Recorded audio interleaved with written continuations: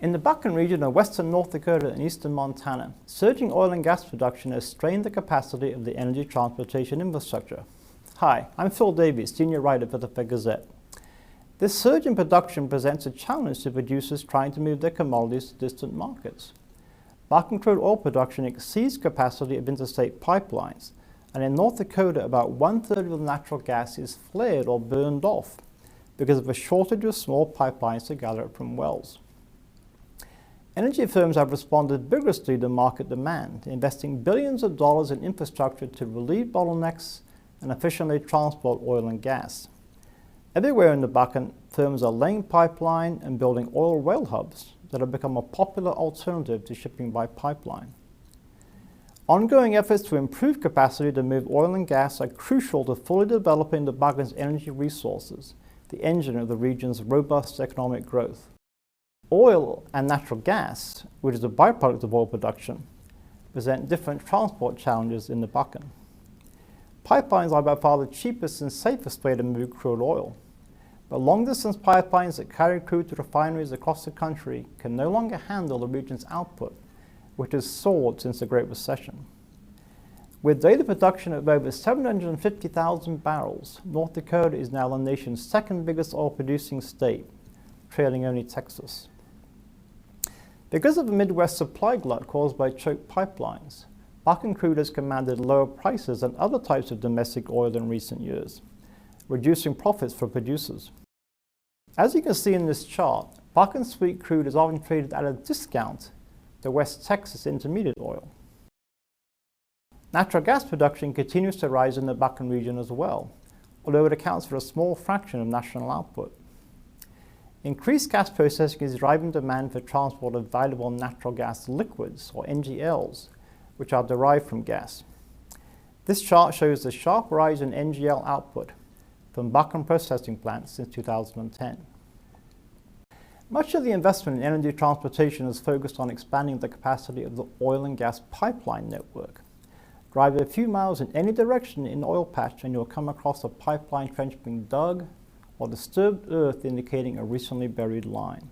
Oil pipelines under construction or proposed in the region include the Bakken pipeline, which will increase capacity on a major west-east route through North Dakota, operated by Enbridge of Canada, and a controversial Keystone XL, a proposed pipeline from Canada to Nebraska that will provide a handy on-ramp for Bakken oil. Many Bakken oil producers and shippers aren't waiting for pipelines to be built to carry their crude to market.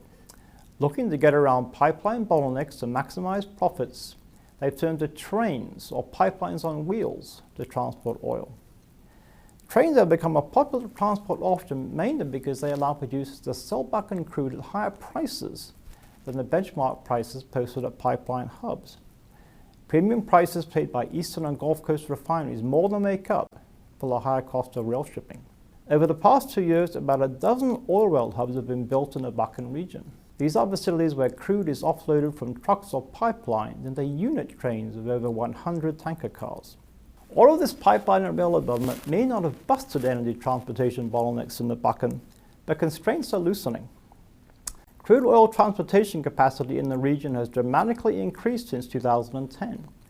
As this chart shows, pipeline and rail hubs combined provide more than enough long-haul capacity for oil, and capacity is projected to exceed production at least through 2015. So much oil is moving freely out of the region that the Bakken discount has shrunk and at times disappeared, although choke points persist in places. For natural gas, new NGL pipeline capacity slated to come online over the next 2 years is expected to absorb increasing output from gas processing plants. And the proportion of gas being flared from oil wells has dropped recently as gas processors extend their gathering networks into oil fields. For all these capacity gains, matching supply to demand in energy transport will continue to be a challenge in the Bakken. One issue complicating infrastructure planning is uncertainty about how much capacity will be needed 2, 5, or 10 years from now. Today's oil and gas production forecasts are just estimates, taken with a grain of salt by producers and logistics firms considering long-term investments.